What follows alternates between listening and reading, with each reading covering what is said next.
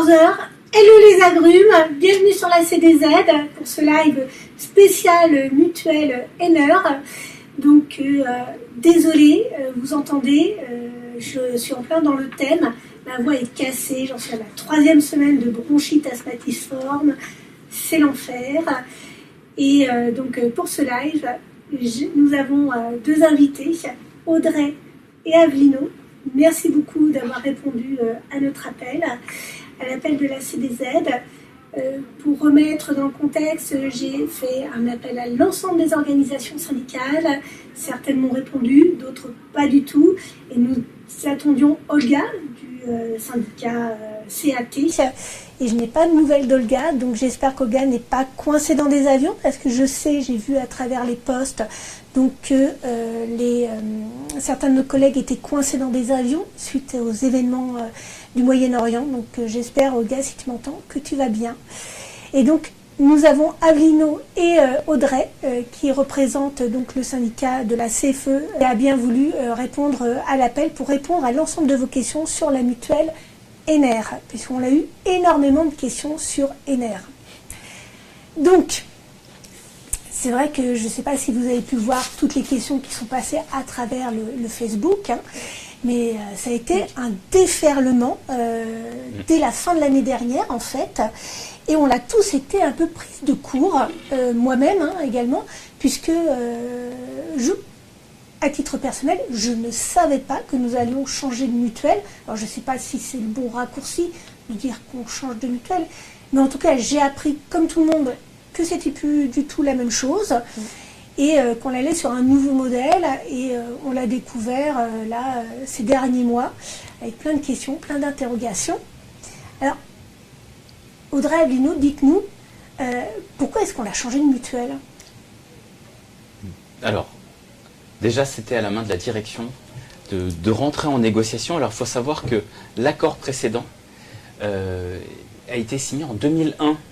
Aujourd'hui, on est en 2026 lorsqu'on se parle.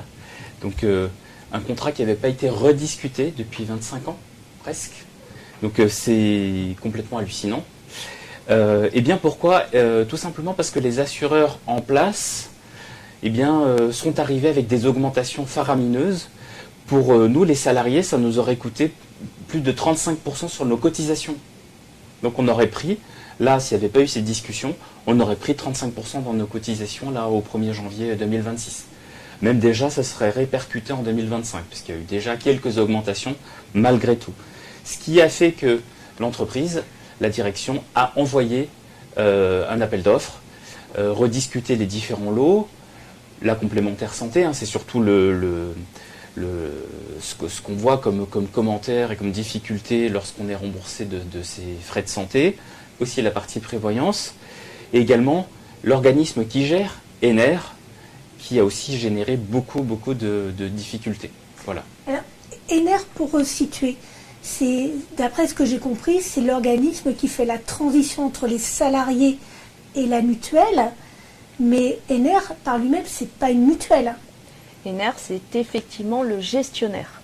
Auparavant, en fait, c'était CNP qui faisait sa propre gestion, on va dire, côté complémentaire santé, et côté prévoyance, c'était Malakoff qui faisait également sa propre gestion.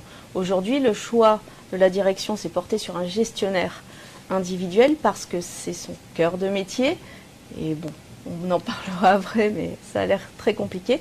Et donc, c'est lui, effectivement, qui fait le lien, c'est le portail qui ensuite adresse derrière. On a la complémentaire santé, c'est CNP Assurance, et la prévoyance, c'est aussi CNP Assurance. Donc sur la complémentaire santé en elle-même, c'est toujours la CNP Assurance. Exactement. C'est un défaut de langage quand on dit qu'on l'a changé pour Henner. On est d'accord? On est d'accord, oui. Ok, bon. Pour l'instant, je suis. Très bien, on est là pour ça. Donc maintenant, pour tous les actes, si on a une question de santé, etc., c'est Henner qu'on contacte et non pas directement la CNP. Exactement, c'est bien ça.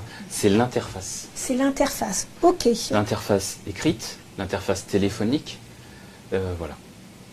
Donc en fait, là, avec cet intermédiaire, c'est un tiers, un tiers supplémentaire, donc Vous nous dites que de toute façon, les tarifs auraient été renégociés à la hausse, mais est-ce que du coup, ça n'a pas surrajouté d'avoir un intermédiaire supplémentaire? Alors non, parce que cet acte de gestion était inclus, enfin, était fait par la CNP auparavant, par Malakoff Humanis, mais c'était facturé, en fait. Donc il n'y a pas un surcoût de gestion d'un tiers, puisque la gestion, en fait, elle était facturée dans les prestations que faisait CNP et Malakoff Humanis auparavant. Donc là, c'est plus facturé par Malakoff Humanis, c'est facturé par NR sur cette partie gestion. Exactement. C'est un report sur un tiers. C'est ça. D'accord, ok. Donc, renégociation l'année dernière, tout le monde l'apprend là subitement. Tout le monde dit, le contrat est pour 5 ans. Alors, j'entends oui, non, en fait, c'est pas tout à fait ça. Qu'en est-il? Le contrat stipule précisément que c'est à durée indéterminée. Donc, il n'y a pas de notion de 5 ans dans l'avenant, dans l'accord qui a été signé. Donc, ça peut être rediscuté l'année prochaine ou dans 20 ans. Ah, mais alors, ça change tout. Qu'est-ce qui fait qu'un accord pourrait être renégocié si c'est à durée indéterminée? Ça peut être à la main de la direction, comme on l'a vu là, parce que les assureurs sont arrivés avec une augmentation phénoménale. Après, nous, côté organisation syndicale, notre rôle, c'est justement de remonter tous les mécontentements, et il y en a beaucoup, et d'essayer d'appuyer pour revoir certaines clauses, des choses qui ne vont pas. C'est le seul poids qu'on a, essayer de montrer le nombre conséquent de mécontentements pour demander une évolution du contrat. Est-ce que là, lors de la négociation, parce que je sais que dans la plupart des accords, normalement, il y a une clause de revoilure, on se retrouve généralement à 6 mois, 1 an pour faire le point, est-ce que là, ça va être le cas, justement, dans le cadre de cette renégociation? Avec les organisations syndicales, la direction, les assureurs et le gestionnaire maintenant, eh bien, on se retrouve, on a 3 rendez-vous par an, des commissions de suivi des comptes. On fait le point sur une période précédente pour voir tout ce qui s'est passé sur cette période-là, que ce soit en cotisation, que ce soit en remboursement de soins, que ce soit en arrêt de travail, en décès. Et puis aussi, c'est l'occasion de pouvoir également remonter des informations et avoir ces interlocuteurs en direct pour leur dire voilà ce que vivent les salariés. À côté de ça, nous aussi, on recueille tous les cas, on en a, et merci de continuer à nous les envoyer, pour aider les salariés à comprendre ce qu'ils vivent et aussi à remonter certains cas bien argumentés à nos contacts à la direction. D'accord, mais je ne sais pas si c'est uniquement les organisations syndicales signataires qui peuvent accéder à ces commissions de suivi ou l'ensemble des organisations syndicales? L'ensemble des organisations syndicales, même celles qui n'ont pas signé. D'accord. Donc tous, vous allez être autour de la table, vous allez retrouver le partenaire et vous allez pouvoir dialoguer avec lui pour faire des réajustements si nécessaire? En tout cas, on va pousser pour ça. Après, la direction peut acquiescer et puis ne rien faire. Elle pourrait aussi, malgré le mécontentement, malgré les réclamations, dire nous, ça nous va comme ça, on ne fait rien d'autre. Pour des enjeux financiers ou d'autres enjeux qui nous échappent, oui, bien sûr. D'accord. Et la prochaine commission de suivi, ça sera quand? C'est pour le contrat qui nous occupe, c'est-à-dire depuis le 1er janvier 2026, ce sera donc en octobre. En octobre, oui.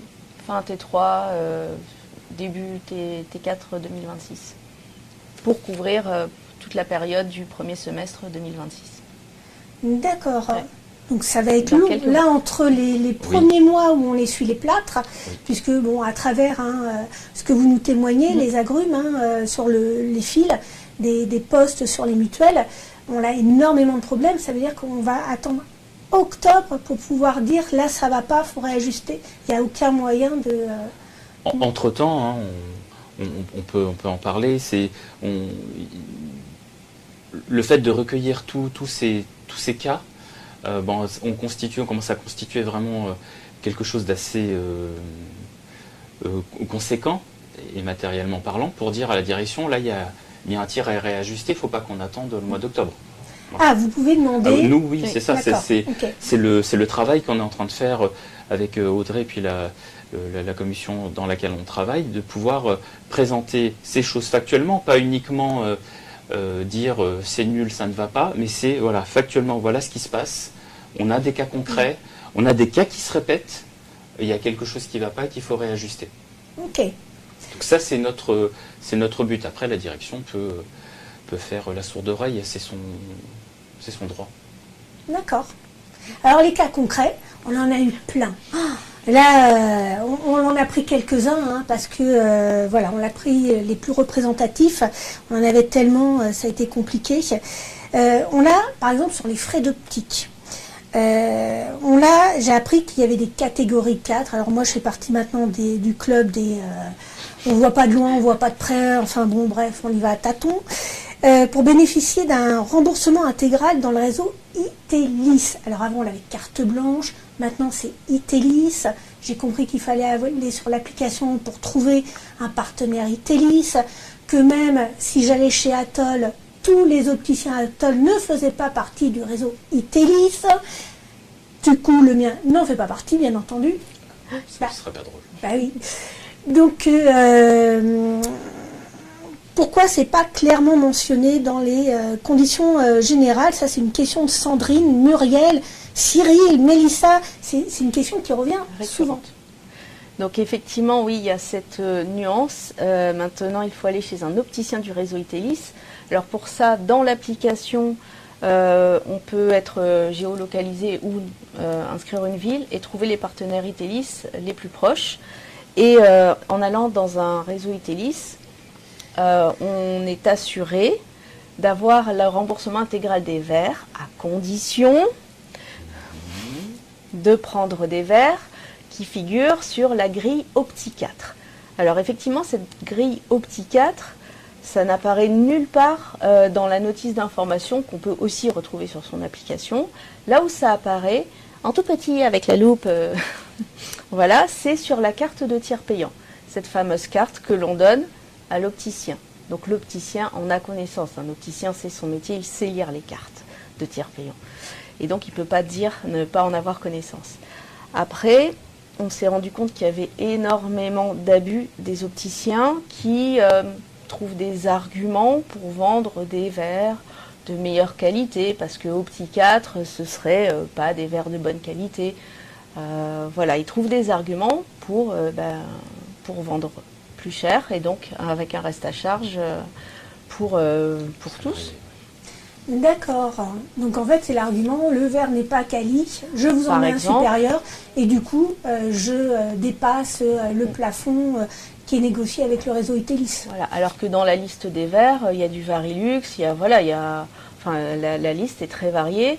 OptiCatre, ça couvre les corrections simples à très complexes, ça prend les verres amincis, etc. Après, tout le monde n'a pas envie d'aller dans un opticien du réseau OptiCatre, du réseau ITELIS, puisqu'on n'arrête pas de dire il faut favoriser le marché local, aller faire travailler nos petits artisans. Et ben voilà, le petit artisan, il n'est pas forcément dans ce réseau. Donc les personnes préfèrent aller chez leur petit opticien de quartier, qui conseillera mieux, pour différentes raisons. Et bien dans ces cas-là, la direction a fait le choix d'augmenter le reste à charge. Donc si on est hors réseau, le reste à charge pour des verres est plus conséquent. D'accord. Donc moi, si je veux rester chez mon opticien, chez lequel je vais depuis plusieurs années, pour faire renouveler mes lunettes, je vais payer. S'il ne fait pas partie du réseau ITELIS, je vais payer la... Ça te coûtera plus cher. D'accord. Ça Clairement, sera plus pris en compte comme ce l'était auparavant. Voilà, c'est ça. Ça te coûtera plus cher. Ouais. D'accord. Bon, on commence les mauvaises nouvelles. Hein. Je crois que c'est pas fini. Non. Une autre question, les montures à 100 €. Alors je crois que c'est pas nouveau les montures à 100 €, le plafond de remboursement, c'est pas lié au changement des nerfs, c'était c'était aussi pour éviter tous les problèmes de surfacturation, de bénéfices que pouvaient faire certains prestataires.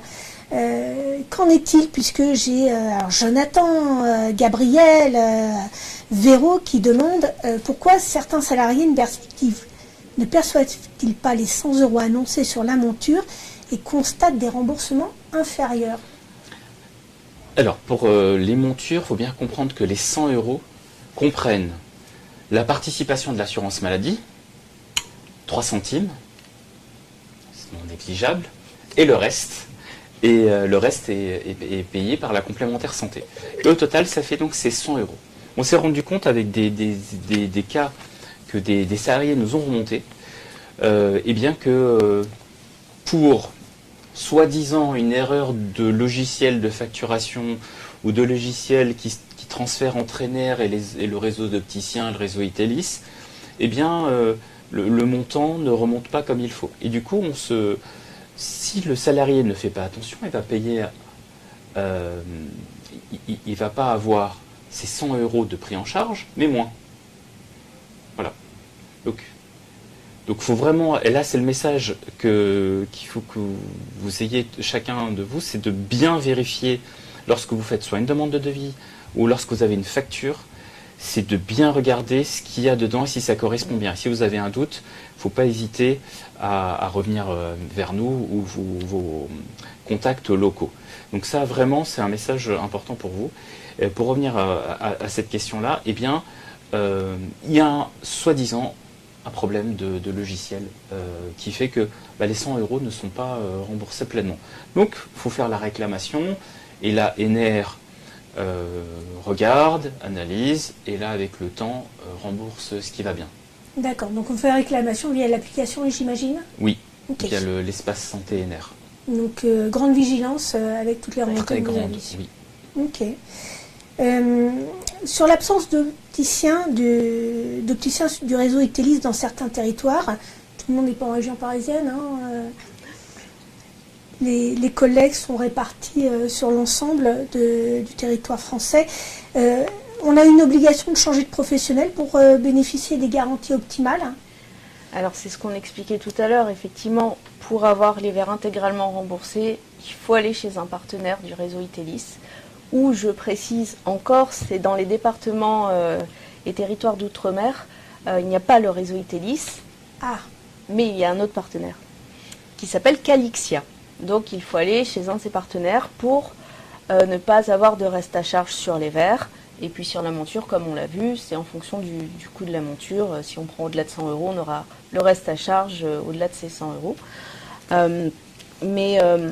Pourquoi la direction a fait ce choix du réseau Itelis? C'est parce que l'optique, ça représente 25% des prestations payées.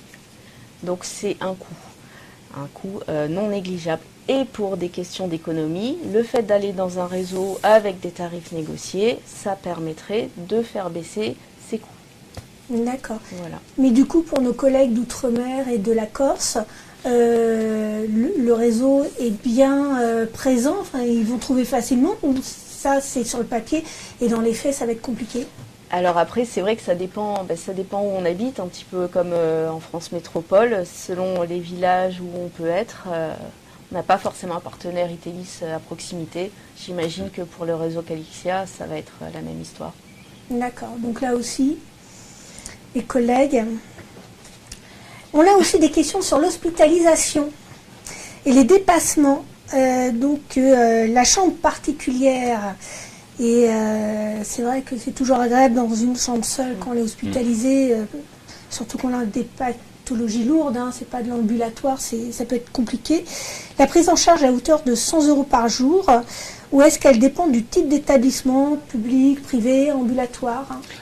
Alors pour cette notion-là de chambre particulière, donc quand on regarde la notice d'information, si on est en ambulatoire, il y a une prise en charge, et si on est hors ambulatoire, il y a une autre prise en charge. Et cette prise en charge-là, elle est conditionnée, c'est un pourcentage de ce qu'on appelle le plafond mensuel de la sécurité sociale. Celui-ci, pour l'année 2026, il est à hauteur de 4 005 €.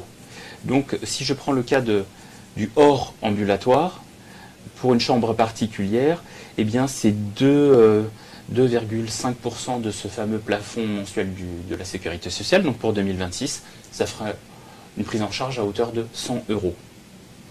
D'accord, c'est pour ça qu'on quel parle... que soit le type d'établissement.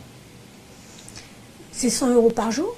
Oui, c'est ça. Ok, donc autant de jours que Oui. nécessaire Oui. de l'hospitalisation. Cas particulier, une restriction qui a été rajoutée dans ce contrat, c'est dans le cadre d'une hospitalisation dans un cadre psychiatrique, il y a une limite de nombre de jours par an. On est limité à 60 jours par an. Ce qu'il n'y D'accord. avait pas auparavant. Avant, c'était limité? Il n'y avait pas de limitation. Ah oui, donc là, 60 jours, si Ça t'es va pas très vite. guéri, Voilà. ça devient très compliqué, reste à charge pour la Oui. famille. Oui. Ok, on passe à la suivante, la prime de naissance. Alors ça a été un vaste sujet. Alors, en fait, c'est une prime, non, c'est pas vraiment le terme, c'est pas une prime, c'est le remboursement. Bon, au final, les collègues, ce qu'ils voient, c'est qu'ils en ont moins en fait. Alors, est-ce que c'est vrai? Moi, je me souviens à l'époque, maintenant, le premier, ça fait 27 ans. C'est vrai que j'avais eu une belle somme, tout s'était bien passé. Et j'avais apprécié d'avoir cette somme pour préparer l'arrivée de mon bébé d'amour. Mais alors là, maintenant, comment ça se passe pour les autres bébés d'amour? Alors, pour les autres bébés d'amour, alors déjà, c'est un petit peu plus complexe qu'il n'y paraît. La direction a fait ce choix pour des questions d'équité. Je vais vous expliquer. Avant, c'est ce qu'on avait, on a déformé ça, on a dit prime de naissance. Pourquoi? Parce que, voilà, comme tu l'as dit, on avait un beau petit pactole à la fin, on était heureux.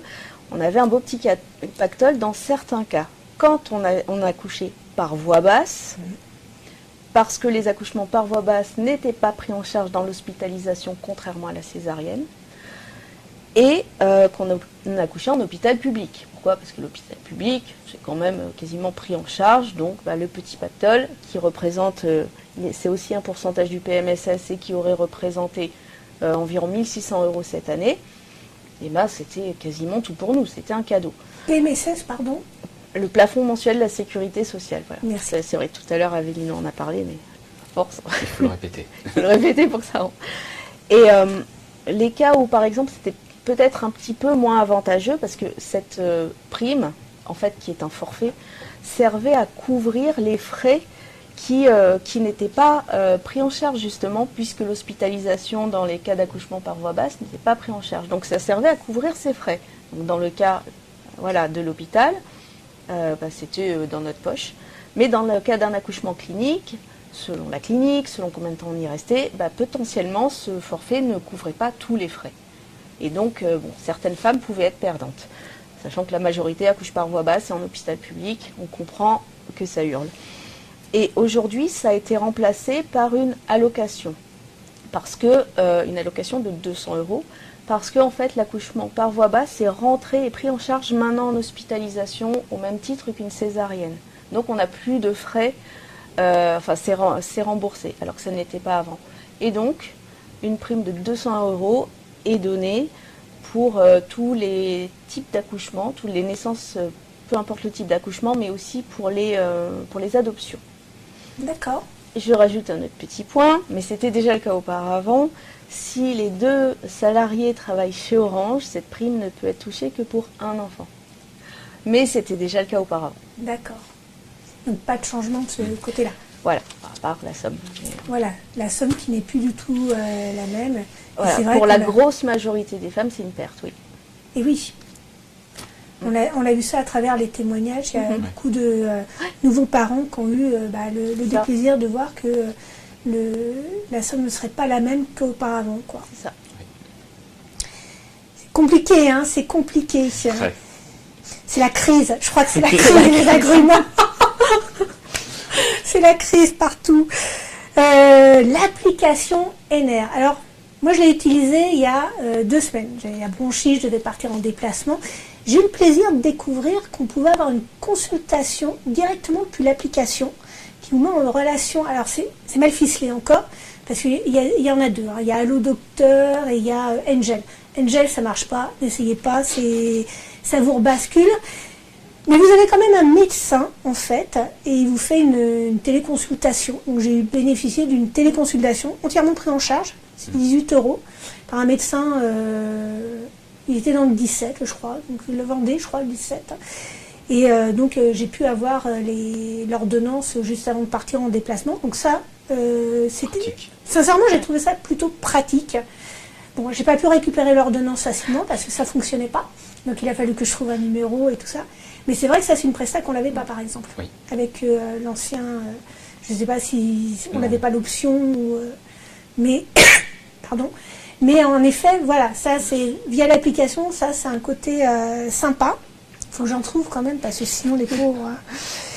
Et donc, pourquoi faut-il valider dans l'application le paiement d'une consultation pour déclencher le remboursement? Parce que tout se fait depuis cette fameuse application. Si vous ne l'avez pas installée sur votre smartphone ou si vous n'allez pas sur le site internet, vous vous connectez avec votre compte, il y a certains remboursements qui restent bloqués, vous le confirmez? Oui, alors c'est certains remboursements dans les cas... alors au début, on recevait même pas de mail ou de notification de l'application pour nous dire qu'il fallait faire une action à l'intérieur de notre espace client pour dire oui, j'ai bien payé la part au médecin que j'ai consulté, ce qui permet ensuite de bien valider qu'on a dans l'application qu'on a bien payé ou dans l'espace santé qu'on a bien payé. Et ensuite de pouvoir recevoir le remboursement pour éviter des fraudes. Alors, c'est contraignant, mais pour éviter des fraudes. Je comprends le principe. Par contre, moi j'ai fait une mammo il n'y a pas longtemps et j'avais un reste à charge sur les codes 18, enfin une somme ou 50, je sais plus, enfin bref. Et donc, j'ai pas envoyé la facture, je l'ai pas fait parce que j'ai pas eu le temps, mais j'ai vu dans l'application qui me demandait sur l'honneur, comme quoi j'avais bien réglé la somme, le reste à charge. Donc, ouais, on ne sait pas. C'est des procédures qui nous paraissent contraignantes, hein, qu'on n'avait pas auparavant. Mais du coup, ils resserrent la vis pour minimiser toutes les fraudes possibles. Je pense en particulier le fait d'avoir des factures qui ont un montant supérieur à 1001 €, eh bien, il faut les envoyer par courrier papier. Voilà. Donc avec tout le temps de l'envoi postal, le temps que ce soit reçu, traité, à l'ère du digital, c'est vraiment, ça fait sourire, quoi. Alors, en face de ça, on te dit oui, mais c'est pour éviter les fraudes. Ok. À l'ère du digital, pour éviter les fraudes, on a peut-être d'autres moyens quand même. Sinon, il faut quoi? Envoyer un téléx, enfin, je sais pas, un télégramme, je sais pas du tout. Le fax, on pourrait réinventer le fax. Un pigeon voyageur, ben voilà.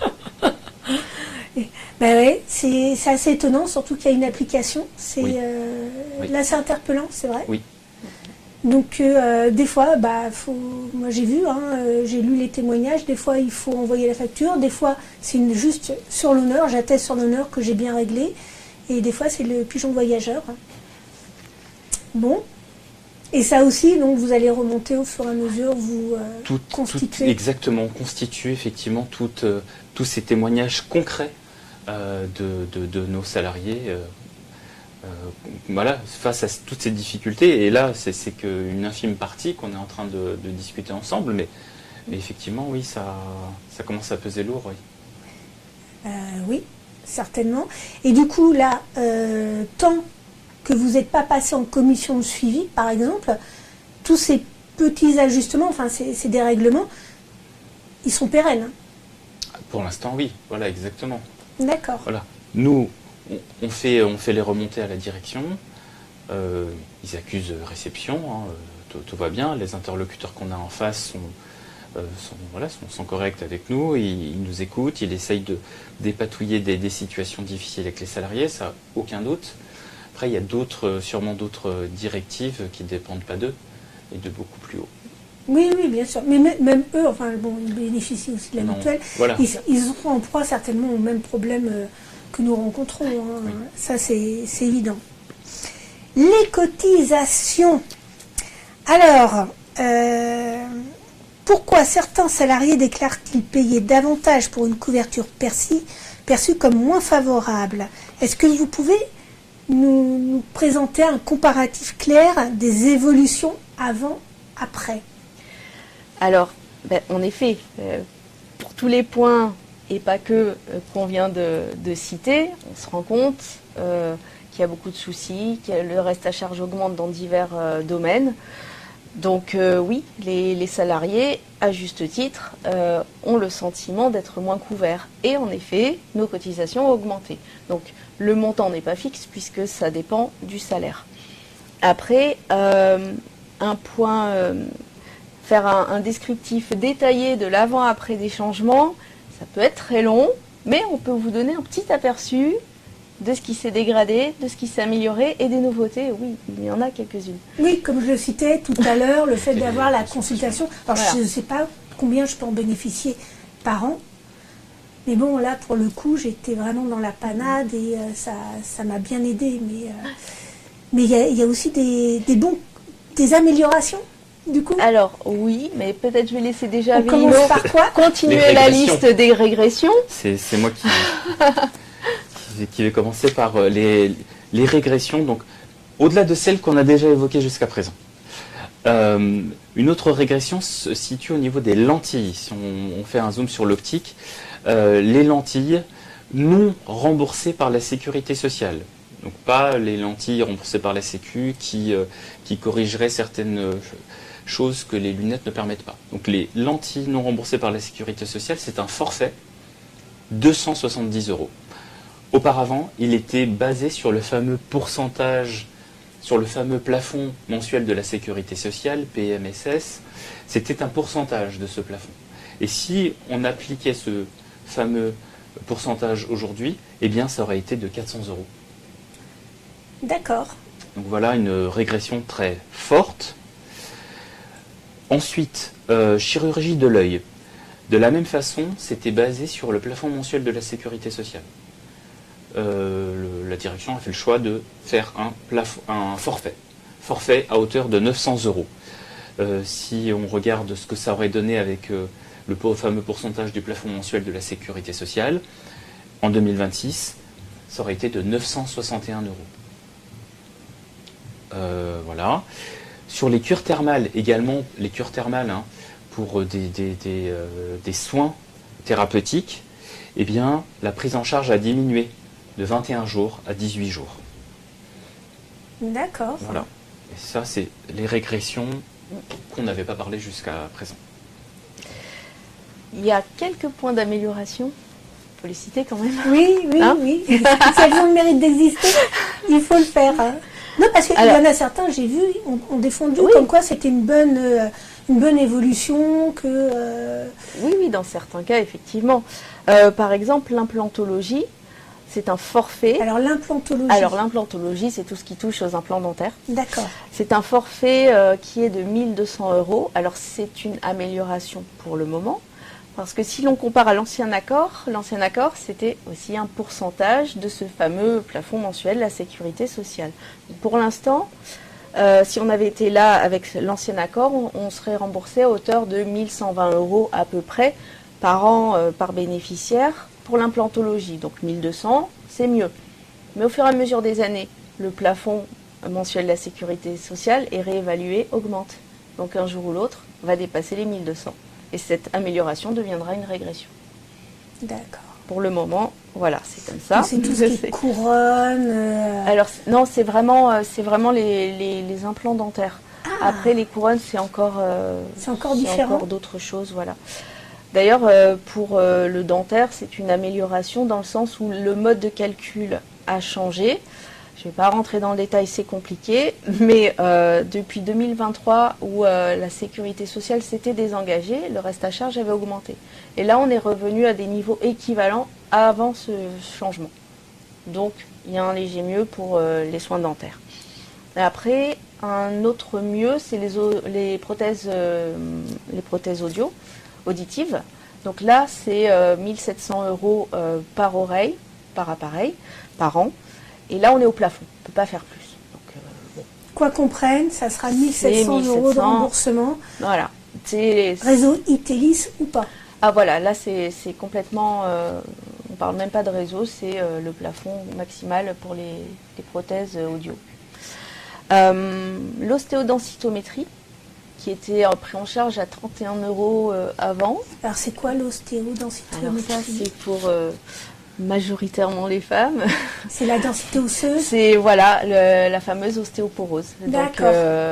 Donc là, à un certain âge, on doit commencer à faire cet examen. Et maintenant, il est pris en charge à hauteur de 50 € le 31, donc un léger mieux. Mm. Et les médecines douces, on est passé Oui. de 4 séances à 5 et d'un remboursement de 30 € à 35 €. Et la liste aussi des spécialités a été élargie.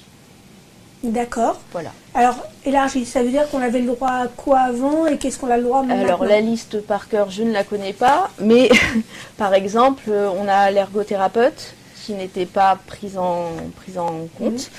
On a le podologue, voilà. Il y a un peu plus de spécialités. L'ostéopathe, etc. L'ostéopathe, voilà, ça y est. était déjà, mais voilà, il y a d'autres spécialités qui n'y étaient pas et qui étaient nécessaires. Donc ça a été, la liste a été augmentée. Après, attention, hein, les 5 séances, c'est par an, toutes spécialités confondues, c'est pas par spécialité. Hein. Voilà, je vais voir 4 fois l'ostéopathe, Il j'ai reste plus plus qu'une qu'un pour séance. Le nutritionniste par exemple. Voilà, par exactement. exemple. Ok. Voilà, c'est important. Donc il faut bien que je vois, que je calcule Oui. ce qui est plus pour moi Urgent. important, voilà, de prioriser les spécialistes. D'accord. Et on a aussi les nouveautés. Alors, Quelques nouveautés. Les nouveautés. Alors tout à l'heure, il y avait une question sur la chambre particulière. oui, Eh bien, une nouveauté, c'est dans le cas d'un soin ambulatoire. Eh bien là, c'est pris en charge. C'est basé sur le plafond mensuel de la sécurité sociale, donc du coup, ça permet d'évoluer avec le temps. Il faut avoir dans l'idée que c'est 52 € par jour en 2026. Voilà. ok. Autre nouveauté, c'est tout ce qui est parodontologie.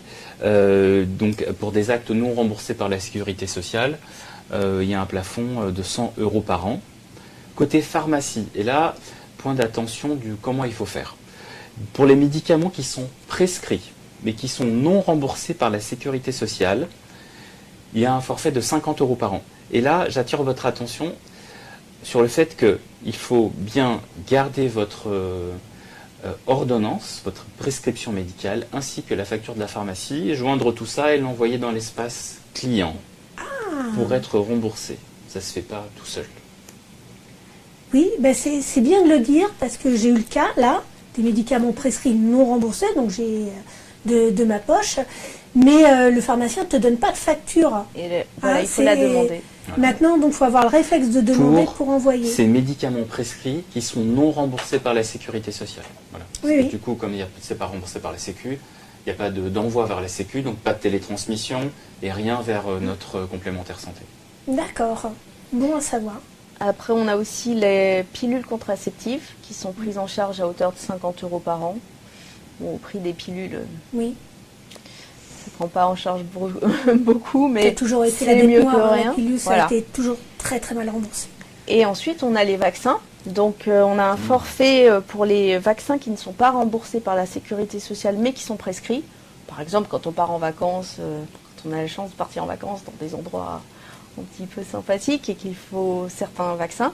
Donc, ils sont pris en charge, à condition d'être prescrits. Donc, encore une fois, il faut garder la prescription et la facture, à hauteur de 100 € par an. Et une nouveauté, alors là, on tique un peu, en fait, c'est un report. Je vais vous expliquer, c'est le vaccin antigrippal. Il est pris en charge à 100% des frais réels. Il est remboursé, très bien. Sauf que c'est un report, puisque ce vaccin, ce même vaccin, nous était remboursé aussi avant, sauf qu'on on se faisait rembourser au travers d'Oneo. On émettait une note de frais, et c'est c'est Orange, le groupe Orange, qui nous remboursait le prix de ce vaccin. Aujourd'hui, Orange ne rembourse plus le prix de ce vaccin, ça a été transféré sur la complémentaire santé, sur nos cotisations accessoirement. C'est nous qui payons. D'accord. Donc Voilà. pour Orange, C'est une fausse nouveauté. voilà, ils n'avancent plus les frais, ils n'ont plus à rembourser. C'est Exactement. reporté donc sur la mutuelle qui, de toute façon, nous facture à travers les Les cotisations. C'est ça. D'autres nouveautés? Non, on a fait le tour. On fait le tour, hein. Ouais. Il ne faut pas non plus croire au Père Noël. Non, mais c'est vrai que c'est compliqué, c'est nouveau, ça s'installe, ça change nos habitudes. Les cotisations, ça va aller de mal en pis ou ça va stagner? Parce que comme tout augmente, hein, on le voit bien. Qu'est-ce que vous avez à nous annoncer sur les cotisations à venir? Alors les cotisations à venir, on ne les connaît pas. Ça, c'est en fonction des résultats, des comptes. Comme on l'a expliqué tout à l'heure, on a des commissions régulières de suivi des comptes. Et donc, en fonction de l'état des recettes, des dépenses, eh bien, les cotisations sont ajustées. Donc, ça, on ne peut pas prédire à l'avance. C'est pas mis dans le contrat? Et Non. Ah, c'est incroyable. Ça, donc, il pourrait augmenter de 50% comme du jour au lendemain? Voilà. Comme ça a été le cas, alors pas du jour au lendemain, puisqu'on a bien vu, hein, puisque ce qui a déclenché cet appel d'offres, c'est cette annonce des assureurs de faire peser sur les cotisations des salariés 37% d'augmentation. Donc ça a déclenché l'appel d'offres. Et du coup, aujourd'hui, les cotisations mensuelles, en fonction de ce que disait Audrey tout à l'heure, en fonction du salaire, on se situe entre plus 80 centimes par mois à plus 3,80 € par mois de cotisations supplémentaires à charge du salarié. Mais c'est toujours en fonction de l'équilibre des comptes. Si par exemple cette mutuelle ne me convient pas, c'est une question qui n'était pas préparée, hein. Là je prends à chaud. La mutuelle ne me convient pas, je veux en trouver une autre, même si je paye plus cher, ça c'est mon problème, mais avec des meilleurs remboursements, une meilleure prise en charge, plus de problèmes de réseau ITIS ou quoi que ce soit. Est-ce que j'ai le droit de quitter cette mutuelle? Tu veux un secret? Oui. Il y a plein de salariés qui sont dans le même cas que toi. J'ai lu. Hein, un salarié qui demande la même chose. Oui. Fuyons. Eh bien, c'est une complémentaire santé obligatoire. Donc, on est obligé d'y souscrire. On n'a pas le choix. Les seuls cas, ce sont des cas de dispense.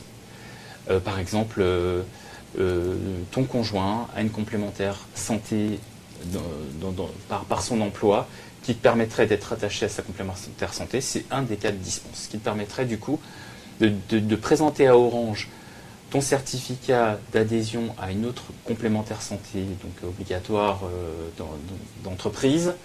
Du coup, là, oui, tu serais dispensé de celle du groupe Orange. Mais pour dire, je vais en chercher une individuelle, non, on peut pas. Même si je cotise, je prouve comme quoi je cotise à une autre individuelle, je suis obligée de passer par celle de mon employeur. Eh oui. Le seul cas où je vais pouvoir, c'est soit mon conjoint qui en a une, je souscris à la sienne, Oui. donc là il y a une délégation, soit je quitte Orange. Oui, voilà. C'est ça. C'est ça, oui, exact. Alors, il y a aussi d'autres cas de dispense là qu'on va pas voir ici, mais qui sont disponibles sur la page à nous quand on va sur le sujet donc protection sociale pour les salariés, contrat frais de santé, prévoyance pour les salariés de droit privé. Dans cette page-là, il y a un document avec les cas de dispense. D'accord. Peut-être que certains salariés se retrouveront dans ce cas-là, mais pour dire je vais en chercher une à côté, malheureusement non. D'accord. Mais voilà, un point d'attention, c'est vraiment le cas de dispense, c'est si le conjoint en a une, mais une complémentaire santé ou une mutuelle obligatoire. Ça, c'est vraiment le point important. S'il a sa mutuelle perso, ça ne fonctionne pas. D'accord. Voilà. Dernière question. Ça y est, on arrive à la fin de ce live spécial mutuel. On est bien d'accord que là, ces modifications, elles sont intervenues uniquement pour les ACO, les contractuels. Les fonctionnaires ne sont pas encore concernés. Alors, pas encore. Tu l'as bien dit. Si tu veux en dire un mot. Pas encore, mais des discussions devraient s'ouvrir mi-mars. Bon, on est mi-mars, on attend des dates, mais des discussions devraient s'ouvrir. On n'en sait pas plus. D'accord, là c'est toujours à la main de la direction, c'est elle qui va vous solliciter, qui va vous communiquer un calendrier, j'imagine. Voilà, dans l'agenda social, ça fait partie des thèmes qui seront abordés. Donc la direction l'a déjà publié dans son agenda social. Voilà, on attend la convocation pour être autour de la table pour démarrer les discussions. Bon, Annie fonctionnaire. À suivre. À suivre. Vous voyez, nous, ce qu'on a, donc peut-être il y aura un ajustement des deux avec tout ce qui se passe avec les contractuels pour faire quelque chose de plus fluide, de plus simple. Espérons-le. D'accord. On va faire suivra. pour, on va tout faire pour, mais bon. On se retrouvera, de toute façon. Probablement. Je vous réinviterai Avec plaisir, merci. pour pouvoir en discuter. En tout cas, je vous remercie infiniment. On arrive à la fin de ce live. Merci beaucoup d'avoir répondu parce qu'il y avait énormément de questions. J'ai eu peu de retours d'organisations syndicales qui voulaient répondre dans ce live, malheureusement. Donc je vous remercie beaucoup d'être venus vous présenter devant l'ensemble des agrumes, Merci. répondre aux questions. On reviendra certainement, je réinviterai l'ensemble des organisations qui veulent bien venir pour répondre, parce que on est tous concernés, c'est important quand même, c'est la santé, c'est ce qui est, à mon sens, c'est ce qu'il y a de plus cher, la santé, et malheureusement, si on ne l'a pas, le reste ne sert plus à rien. Donc, merci beaucoup. À très bientôt. Merci à toi. Audrey, Avelino. Merci Caroline, et si tu nous permets, on est à votre disposition avec Audrey pour recueillir vos cas et pouvoir les voir avec vous et les remonter à la direction Le cas échéant. le cas échéant. Voilà. Merci pour cette invitation. Merci. Merci les agrumes. Donc, je vous souhaite une très bonne journée. Ce live sera en replay. Vous pourrez le voir sur Viva Engage. Vous pourrez le voir également sur Facebook. Si vous avez des questions, n'hésitez pas sous ce live à poser ces questions sous ce replay. Ne repostez pas d'autres posts, ça ne sert à rien. On va les supprimer. Sinon, le fil d'actualité, ça ne sera que de la mutuelle et ça va être invivable, donc ne soyez pas surpris, on les supprime au fur et à mesure parce qu'il y en a trop, mais donc sous ce replay vous pourrez poster autant de questions que vous voudrez. On se retrouve mardi prochain pour un prochain live et je vous souhaite une bonne semaine les agrumes. Ciao ciao.